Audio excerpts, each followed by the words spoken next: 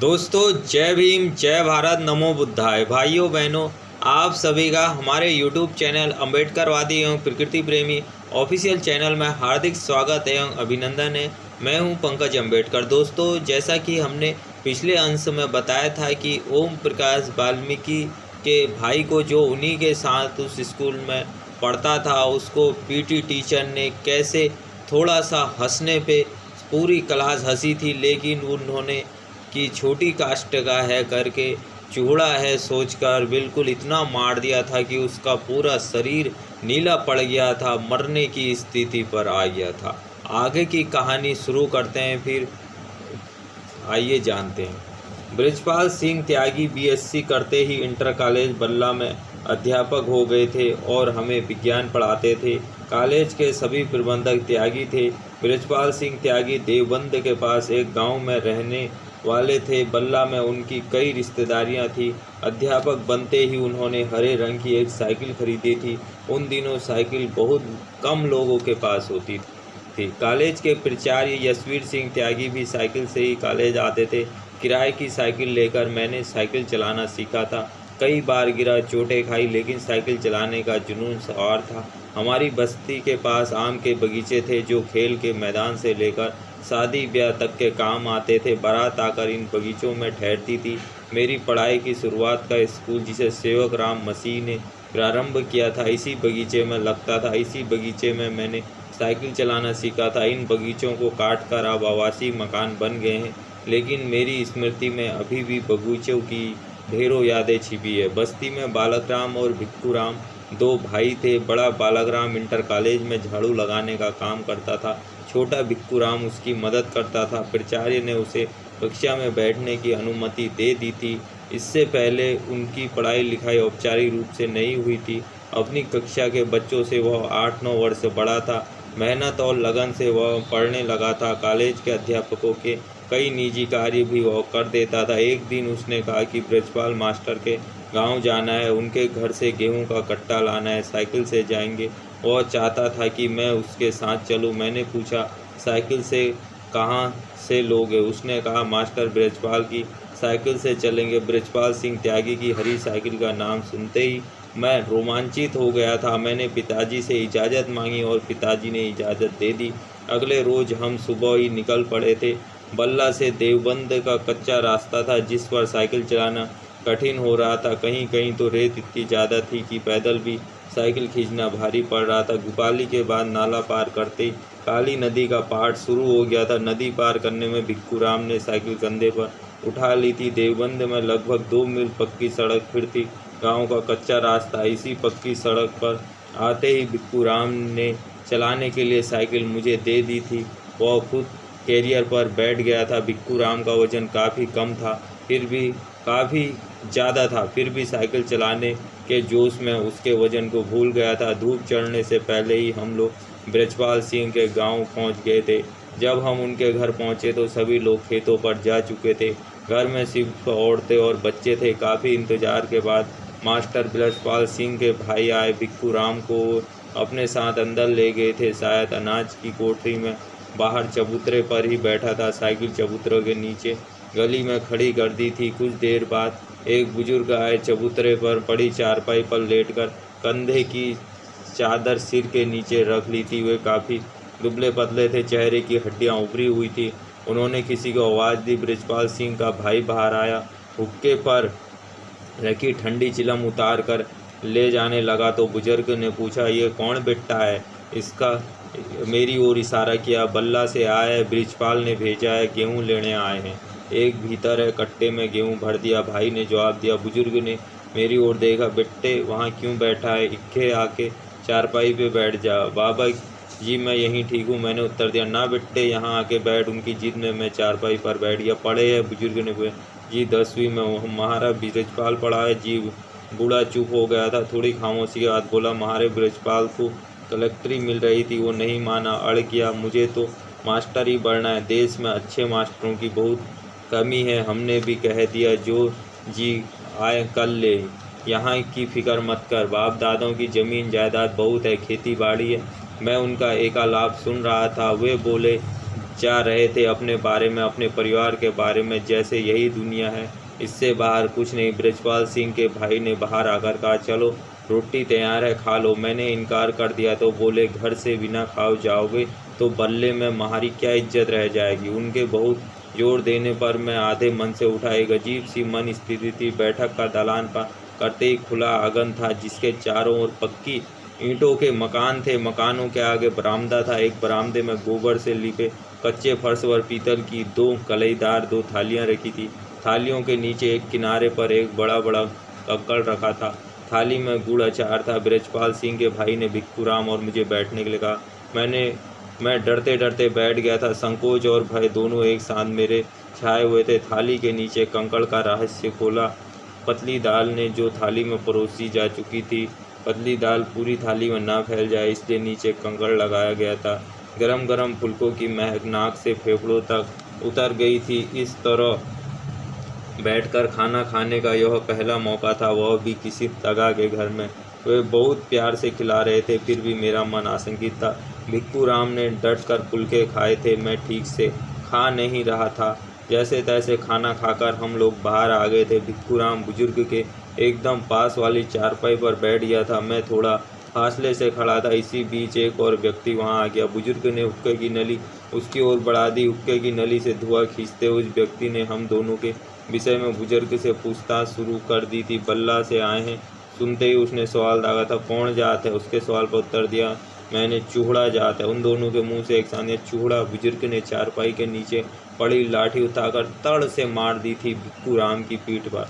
हाथ तगड़ा था। भिक्खूराम बिलबिला गया था। बुजुर्ग के मुंह से अश्लील गालियों की बौछारें होने लगी थी। आंखें भयानक लग रही थी। दुबले पतले शरीर में शैतान उतर आया था। उनके बर्तनों में आदर के साथ बैठकर खाना खाने, चारपाई पर बैठने का दुस्साहस किया था, जो उनकी नज़र में अपराध था। मैं सहमा हुआ चबूतरे के नीचे खड़ा था। बुजुर्ग चिल्ला रहा था, जिसे सुनकर भीड़ जमा हो गई थी। कई लोगों की राय थी, रस्सी से बांध कर दोनों को पेड़ पर लटका दो। बृजपाल सिंह के भाई ने बुजुर्ग को शांत करने की कोशिश की। बुजुर्ग उसे भी गालियां बक रहा था। अतिथि सत्कार का खोखलापन खुल गया था। अतिथि की जाति ही उसे आदर दिलाती है, वैसे भी आदर पाने का अधिकार हमें कहाँ। मेरी आशंकाएं सच हो गई। किसी तरह हम लोग उनके चंगुल से बच गए।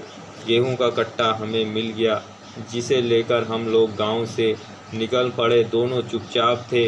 कच्चे रास्ते पर साइकिल को खींचना पड़ रहा था। सड़क पर आते ही हम लोग साइकिल पर सवार हो गए। भिक्खूराम मुझसे सख्त नाराज था, बल्कि गुस्सा भी जाहिर कर चुका था। उसे शिकायत थी कि मेरे ही वजह से हुआ। जाति के नाम पर जो खरोच मिली, उन्हें भरने के लिए युग भी कम पड़ेंगे। साइकिल का एक एक पैडल मन भर का लग रहा था। कच्चे रास्ते के बजाय हम लोग देवबंद से सीधे रोहाना, रामपुर, तिराहा, छपार होकर बल्ला पहुंचने के लिए चल पड़े थे। रास्ता लंबा था, लेकिन पक्की सड़क थी। गेहूं और हम दोनों का वजन भी साइकिल को ढोना था। काली नदी के 52 दरे पुल पर हम लोग सुस्ताने के लिए रुके थे। कुछ देर अभी भिक्खूराम ही साइकिल चला रहा था। पुल से मुझे चलाई थी। भिक्खूराम आगे डंडे पर बैठ गया। सांझ होने में ज़्यादा देर नहीं थी। अंधेरे से पहले हम लोग बल्ला पहुंच जाना चाहते थे, लेकिन उस रोज़ गर्दिश ने अपना रंग दिखाया था। राह चलता एक आदमी हमारी साइकिल से टकरा गया। मैं संभाल नहीं पाया। साइकिल समेत हम गिर पड़े। हम दोनों तो बच गए, लेकिन साइकिल के अगले पहिए पर सामने से आती बैलगाड़ी का पहिया उतर गया। साइकिल का रिम और फ्रेम और अगला चिमटा मुड़कर दोहरे हो गया। दुर्घटना जिस तरह हुई, हमें ताकते रह गए। व्यूअर्स खड़े साइकिल को देख रहे थे। आसपास कोई दुकानदार नहीं था। एक रिक्शा वाला खाली रिक्शा लेकर आ रहा था। उसमें साइकिल रखी, गेहूं का कट्टा रखा। हम दोनों बैठ गए। मेरे पास एक भी पैसा नहीं था रिक्शे वाले को देने के लिए। भिक्खू के पास जो थे उसने दे दिए। रिक्शे वाले ने हमें मुजफ्फरनगर के बाज़ार में साइकिल की मरम्मत की दुकान पर छोड़ दिया था। साइकिल की मरम्मत की दुकान पर मिस्त्री ने रिम और चिमटा सीधा किया, लेकिन 2 लोग बैठकर नहीं जा पाओगे कहकर हमारी तकलीफ़ें बढ़ा दी। दोनों एक दूसरे का मुंह ताकने लगे। मिस्त्री को कट्टे से 5 किलो गेहूं देकर पीछा छुड़ाया था। किसी तरह दोनों की जेबें खाली थी। रात हो गई थी। पैदल गांव पहुंचना मुश्किल था। साइकिल और गेहूं लेकर बस अड्डे की ओर चल दिए।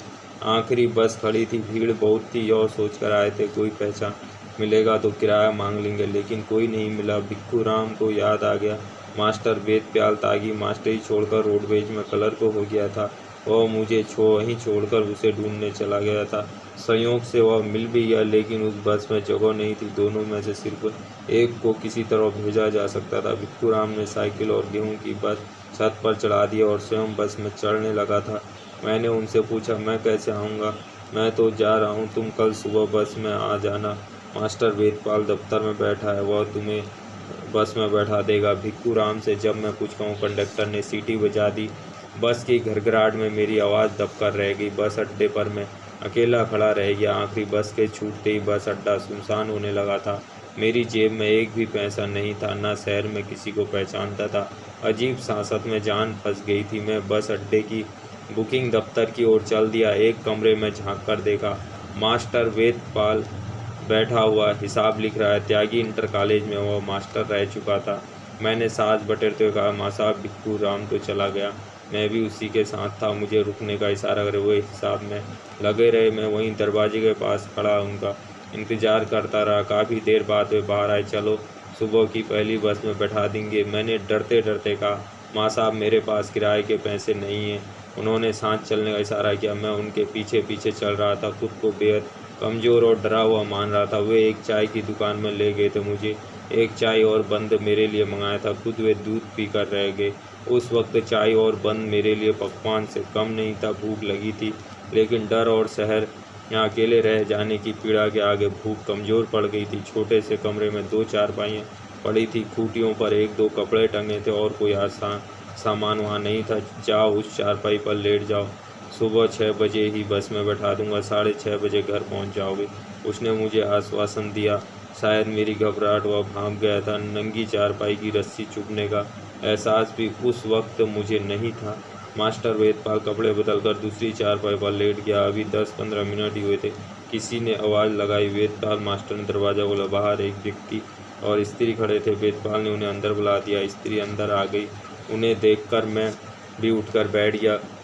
स्त्री चुपचाप एक ओर खड़ी थी। वेदपाल और वह व्यक्ति बाहर कमरे में खुसुर खुसुर कर रहे थे। कुछ देर बाद वेदपाल ने अपनी चारपाई उठाई और बाहर बरामदे में डाल दी। मुझे भी बाहर आने के लिए कहा। रात भर की तो बात, फर्श पर लेट जाओ। ये लोग अचानक आ गए। मैं बाहर बरामदे में लेट गया। नंगे फर्श और नींद तो कोसों दूर थी, ऊपर से मच्छर बहुत थे। वेदपाल चारपाई पर लेट गया था। वे दोनों अंदर थे। थोड़ी देर बाद भीतर से अजीब सी आवाज़ें आने लगी। चारपाई के चरमराने की आवाज़ अलग से आ रही थी। मैं उन आवाज़ों को समझने की कोशिश करने लगा। अजीब सा माहौल बन गया था। कुछ देर बाद सब कुछ शांत हुआ। व्यक्ति कमरे से बाहर आए। वेदपाल की चारपाई पर बैठते हुए बोला, माल बढ़िया है, जा ऐसा। उसने बीड़ी सुलगा ली थी। वेदपाल कमरे में चला गया था। थोड़ी देर बाद फिर वही आवाज़ें आने लगी थी। मेरी सांस तेज हो गई थी तथा कुछ कुछ समझ में भी आने लगा था। मेरा जिस्म बैठने लगा था, लेकिन दम सादे फर्श पर लेटा हुआ था। वे लोग समझ रहे थे मैं सो गया हूँ। घुटी घुटी सांसें और जंगली जानवरों के स्वर सी घों घों ध्वनि के साथ लयबद्ध चारपाई की चरमराहट स्त्री पुरुषों की खास क्रिया का संकेत कर रही थी, जो मेरे लिए अभी तक रहस्य बनी हुई थी। आवाज़ें थम गई थी। वेदपाल बाहर आ गया। दोनों अश्लील मजाक कर रहे थे। उस व्यक्ति ने मेरी ओर इशारा किया, ये लौंडा कौन है? इसे भी भेज दे यार, यो भी चख लेगा स्वाद। वे दोनों का हंसे थे। मैंने और सांस खींच ली थी। पूरी रात इस प्रकार बीत गई थी। कभी वेदपाल अंदर तो कभी उसका दोस्त। औरत पर क्या गुजर रही थी उस वक्त मैं अंदाज़ा भी नहीं लगा सकता था। कमरे में क्या चल रहा था देख पाना मेरे लिए मुश्किल था, क्योंकि उन दोनों में से एक बाहर रहता था। आज उस भाई स्त्री के बारे में सोचता हूँ तो जी मिचलाता है। किस मजबूरी में आई होगी इनके पास, शौक़ के लिए या खुशी में 2-2 पुरुष को समर्पित हो जाना। किसी स्त्री का आज भी मेरा मन मानने को तैयार नहीं है। सुबह 5 बजे मास्टर वेदपाल मुझे बस अड्डे ले गया था। पहली बस में बैठा दिया। घर पहुंचते ही पिताजी का कोप सहना पड़ा। भिक्खूराम ने रात में ही पूरी कहानी सुना दी थी। वेदपाल के कमरे पर बिताई रात ने मुझे काफ़ी दिन परेशान किया। बृजपाल सिंह त्यागी की नई नवेली साइकिल की जो हालत हो गई थी, उसका डर अलग से मन में समाया हुआ था। मैंने भिक्खूराम से कहा कि मेरा नाम बृजपाल सिंह को ना बताए, वरना वह कक्षा में ही मेरी पिटाई कर देगा। त्यागी इंटर कॉलेज बरला में मास्टरों को लात घूंसे से पीटते थे। मास्टर लड़कों को लात घूंसों से पीटते थे। ये लात घूंसे एक अध्यापक नहीं बल्कि किसी बदमाश गुंडे के होते थे। भला गुरुजन अपने शिष्यों को इतनी निर्दयता से कैसे पीट सकते हैं? मुजफ्फरनगर की घटना ने मेरे मन में हमेशा सवाल बनकर खड़ी रही। 12-13 वर्ष की उम्र मेरे लिए पीड़ादायक रहा है। क्षण भर के लिए देखी उस स्त्री की छवि बार बार आंखों के सामने आ जाती थी, जिसे दो भेड़िए रात भर झिझोड़ते रहे। सुबह तक उसमें कुछ बचा भी या नहीं, यह मेरे लिए हमेशा सवाल ही रहा। बृजपाल सिंह की साइकिल का चिमटा और रिम टूट जाने की चर्चा पूरे इंटर कॉलेज में थी। भिक्खू राम ने मेरा नाम छिपा लिया। फिर बृजपाल सिंह त्यागी को देखते ही मेरी घबराहट बढ़ जाती थी। उनकी कक्षा में मैं भी सहज नहीं हो पाता था। हर समय डर समाया रहता था। भेद अब खुला। विज्ञान के साथ साथ बृजपाल सिंह हमें गणित भी पढ़ाते थे। वार्षिक परीक्षा से पहले उसके कक्षा में कहा था, किसी भी विद्यार्थी को कुछ पूछना हो, शंका हो तो बिना हिचक पूछ सकता है, घर में आ सकता है। मैं चाहता हूँ मेरी कक्षा का हर विद्यार्थी अच्छे अंक लाए। मैंने एक दिन स्टाफ रूम में जाकर उनसे अपनी समस्या रखी। उस वक्त तो उन्होंने मुझे टाल दिया। अगले दिन रविवार को घर आने के लिए कहा। रविवार की सुबह मैं किताब कॉपी लेकर उनके घर गया। वे 2 मंजिले की मकान की ऊपरी मंजिल पर रहते थे। मकान उनके जीजा का था जो नीचे की मंजिल में था। जब मैं वहां पहुंचा, वे रसोई में अपनी बीबी के साथ कुछ बना रहे थे। मुझे देखते ही बोले, अपनी किताबें सामने मुडेर पर रख दो, इस कनस्तर में गेहूँ है, जरा इन्हें पिसा कर ले आओ, तब तक मैं खाली हो जाऊंगा। चक्की काफ़ी दूर थी, कनस्तर भारी था, चक्की तक ले जाना मुश्किल पड़ रहा था, फिर भी पिसा कर ले आया। जब वापस लौटा तो वे कहीं बाहर जा चुके थे। मैंने उनकी पत्नी से पूछा तो बोली, पता नहीं किग्गे को लिकड़ेंगे, और बता के नहीं गए। मैं बैठा इंतज़ार करता रहा। उसकी पत्नी काम में लगी थी। जब काफ़ी देर हो गई तो कुछ काम था क्या? मैंने कहा हाँ, गणित के सवाल पूछे। वह फिर अपने काम में लगी रही। इंतज़ार करके मैं लौट आया। मन में गहरी करवाहट भर गई थी। गेहूँ पिसाने के लिए भेजकर खुद खिसक लिए, बेकार समय भी बर्बाद किया। कई रोज़ मन में एक घुटन सी भरी रही। घर में ऐसा कोई नहीं था जो मदद करता। सुक्कन सिंह के साथ बैठकर उन सवालों के हल निकालते थे। उसके बाद अपने मन को पक्का कर लिया था कि अब ऐसे अध्यापकों के पीछे चक्कर नहीं काटने हैं। उनकी बड़ी बड़ी बातें मात्र दिखावा थी। अपने निजी कार्य करा लेने में उन्हें कोई संकोच नहीं था, लेकिन जब उन्हें हमें मदद की ज़रूरत होती तो कन्नी काट जाते थे या कोई काम निकल आता था। किसी न किसी रूप में जाति बीच में आ जाती थी। प्रौद्योगिकी परीक्षाओं में अक्सर कम अंक मिलते थे, जबकि लिखित परीक्षा में अच्छे अंक आते थे। दोस्तों, ओम प्रकाश वाल्मीकि और भिक्खू राम वेदपाल त्यागी नामक मास्टर के घर उसका काम करने के लिए गेहूं लेने के लिए जाते हैं। और जब उनके घर वालों उनकी आवभगत करते हैं, जब पता चलता है कि ये चूहड़े हैं, दलित जाति के हैं करके, तो भिक्खू राम के पीठ पर वेदपाल त्यागी का बाप बुढ़ा डंडे से मार देता है और वो डर मर कर बेचारे घर आते हैं। और मास्टर घर में भी उनके साथ, स्कूल में भी जातिवाद करता है। और यदि मास्टरों को काम करवाना होता था तो दलितों के बच्चों को, गरीबों के बच्चों को घर बुला लेते थे, उनसे काम करवाते थे और उनको पढ़ाते भी नहीं थे, और उनके नाम की तनख्वाह सरकार से ले लेते थे। इतना दलित समाज के साथ, महादलित समाज के साथ हिंदुओं ने अन्याय किया है, अत्याचार किया है। हिंदू ही हिंदू का दुश्मन है, लेकिन आज भी ये वाल्मीकि समाज को हिंदू बनने का भूत सवार हुआ है। बाबा साहब के मार्ग को अपनाओ, बौद्ध धर्म को अपनाओ, अपने घर वापसी करो। वीडियो को ज़्यादा से ज़्यादा शेयर कर दें, जिससे कि हम ज़्यादा से ज़्यादा लोगों तक पहुंच सकें। बाबा साहब का मिशन बहुजन साहित्य घर घर पहुंच सके। जय भीम, जय भारत, नमो बुद्धाय मित्रों।